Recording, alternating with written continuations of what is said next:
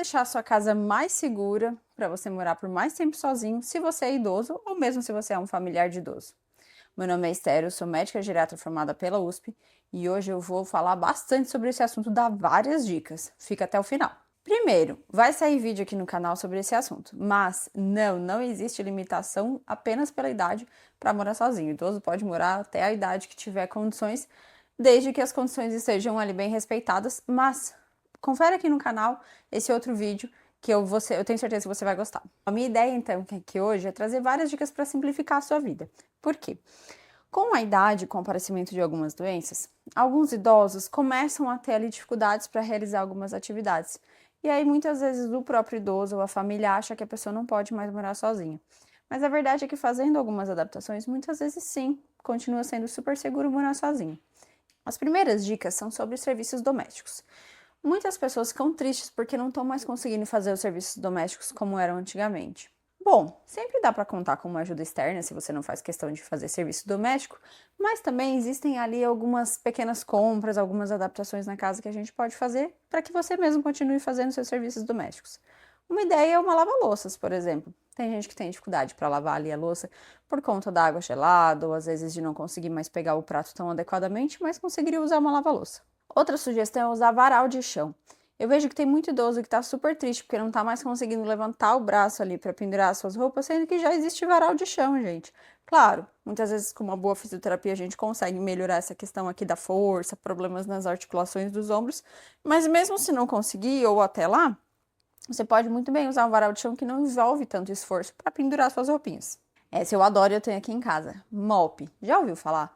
Mop é um tipo de pano que tem um cabo bem comprido, fazendo com que você não precise se abaixar para passar o pano. E na verdade o pano já vem grudado ali no próprio cabo. Então você vai lavar o pano, mas fato é que você consegue passar sem precisar ficar naquilo, se abaixando, trocando o pano.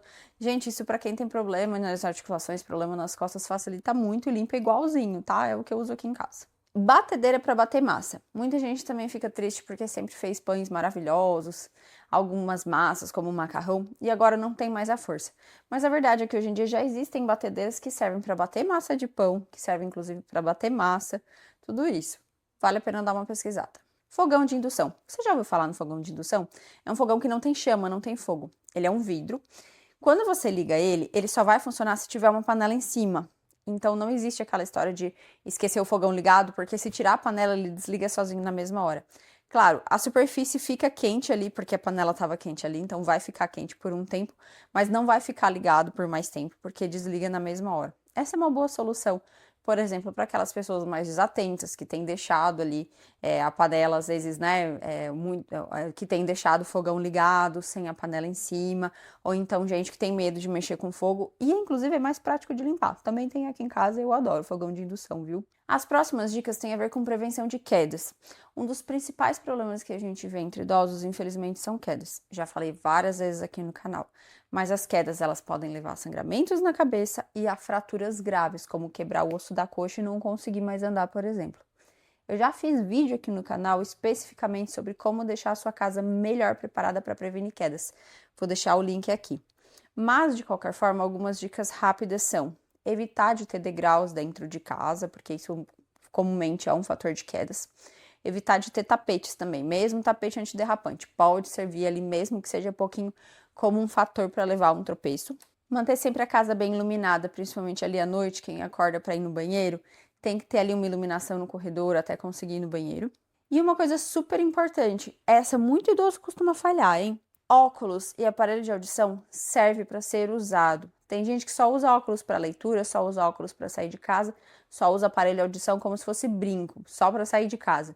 Só que qual que é a questão? Se você tem um problema de audição a ponto de precisar de aparelho, você pode não ouvir algum barulho importante. Por exemplo, às vezes alguma coisa pingando que deixou o chão molhado e aí você não vai saber que o chão está molhado e cai. Ou então, se você precisa usar óculos e não usa óculos dentro de casa, você tem um problema para enxergar, certo? Não enxerga igualzinho. Se você tem indicação de usar óculos, é porque precisa. E aí você pode sim acabar tropeçando em alguma coisa no chão. Ah, mas eu moro há muitos anos na mesma casa, eu conheço como se fosse a palma da minha mão.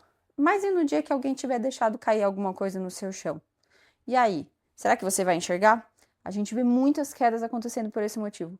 Não tem por que se arriscar desse jeito. Coloca o óculos, coloca o aparelho de audição para usar em casa. Acordou de noite para ir no banheiro, coloca o óculos. Vejo muito paciente falando: "Ei, doutora, mas eu faço isso faz 80 anos, nunca aconteceu nada." Mas você quer que aconteça? Eu não quero pagar para ver. Às vezes basta uma queda para deixar alguém na cama para o resto da vida. Não tem porquê, é uma coisa que não traz incômodo nenhum. Leva um segundo a mais colocar um óculos ali na hora de ir no banheiro, por exemplo.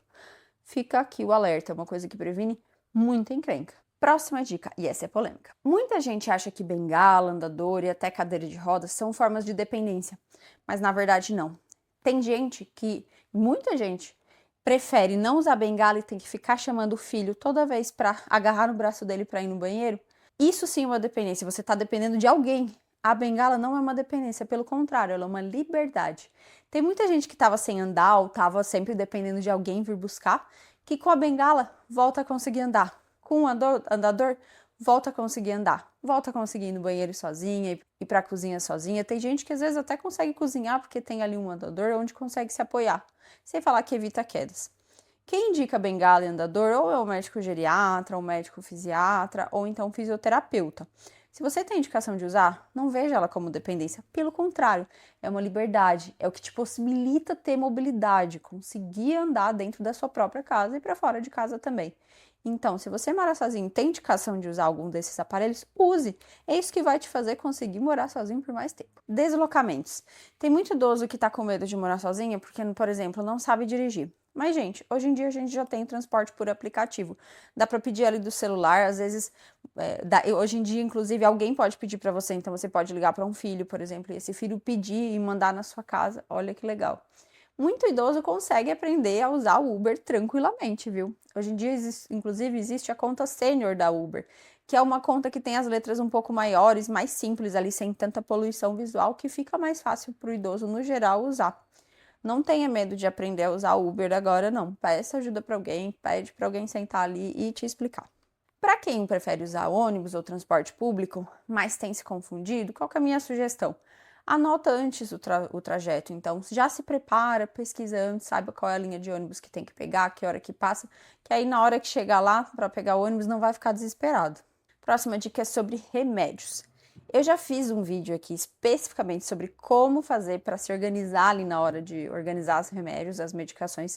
Vou deixar esse vídeo linkado aqui, vale muito a pena ir lá assistir. Isso porque muito idoso não está conseguindo tomar remédio e aí acaba achando que já tem que morar junto com alguém. Mas calma, dá para, por exemplo, ali fazer um meio termo de alguém ir na sua casa, um familiar ou um vizinho, só para separar os remédios. Isso dá para fazer uma vez por dia ou até uma vez por semana. E você só vai tomar os seus remédios. É uma ótima dica. A próxima dica é na hora de preparar refeições. Muita gente deixou de cozinhar porque a mão não tá tão firme ou porque não tá conseguindo ficar de pé muito tempo. Existem vários jeitos de a gente ajeitar isso. Eu já tive paciente que inclusive cozinhava sentado porque não conseguia ficar de pé muito tempo. Tem paciente também que opta por facilitar a vida comprando algumas coisas já prontas. Hoje em dia já tem vários vegetais que vêm ali cortadinhos, por exemplo, para quem tem medo ou não consegue mais lidar com a faca. Outra coisa, uma outra ideia também é ensinar alguém a cozinhar e ficar ali falando a receita para a pessoa enquanto ela cozinha. Então, por exemplo, chama um familiar, um cuidador, uma funcionária de casa para ficar cozinhando, mas você vai falando o que é para fazer, quais são os pontos, vai dando a receita, porque aí a comida fica com o seu gostinho. Outra ideia é já separar os ingredientes antes, porque às vezes ali na hora de olhar muito ingrediente fica confuso, já deixa separadinho, tudo picadinho, só para a hora de cozinhar você mexer. Próxima dica é fazendo compras. Tem idoso que acaba tendo mais dificuldade de fazer compras. Hoje em dia os mercados são enormes, estão cheios de produtos. Às vezes até eu fico confusa ali, dá dor de cabeça de tanto produto diferente. Minha primeira dica é ir cedinho no mercado. Costuma ser um horário mais vazio, ali 7, 8 horas da manhã. Procura um mercado menorzinho, se for o caso. Então, às vezes, um mercado menor, mesmo que seja um mercado novo, vai ser mais prático do que ir naquele mercado grande. Use o serviço de entrega. Tem muita gente que consegue fazer as compras, mas não consegue carregar. Hoje em dia, todo mercado tem um serviço de entrega ali para que alguém possa levar as compras para casa. E por último, para a gente acabar o vídeo, dicas de segurança no geral. Eu sempre sugiro deixar alguma chave com alguém de confiança. É o meu caso, eu não sou idosa, mas tem uma chave que fica com uma amiga minha, porque vai que algum dia eu não tô em casa e alguém fala que tem um cheiro estranho dentro da minha casa, ela vai poder entrar na minha casa em paz.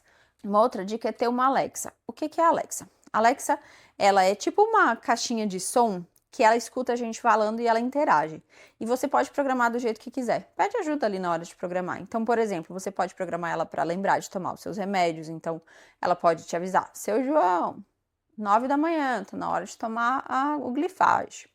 Ela também pode ficar programada para ligar para alguém. Então, né, no exemplo de cair, pode falar ali: Alexa, liga para o meu filho. Ela também pode pesquisar coisas na internet. Então, Alexa, faz uma pesquisa de uma receita de um molho de tomate. É uma ideia. O fato é que ela realmente ajuda muito. Quem tem não quer mais largar. Ela pode, inclusive, acender luzes. Dá para programar para acender as luzes da sua casa. Então, acordou de noite para ir no banheiro? Alexa, liga a luz do quarto para mim. É uma ideia. Alexa, inclusive, pode te lembrar de compromissos. Ó, Dona Maria, amanhã é o dia da sua consulta médica. Não esqueça. Essas foram as minhas dicas gerais. Note que sempre que um idoso conseguir fazer alguma coisa, mesmo que com adaptações, a gente deve estimular isso. Essa manutenção da independência faz muito bem, é uma das coisas que mais previne de o idoso perder ali a sua própria independência, né? Então, se a gente mantém fazendo aquela coisa, vai conseguir fazer aquela coisa por mais tempo. Também previne demências, para você ter noção do que é importante, quanto é importante.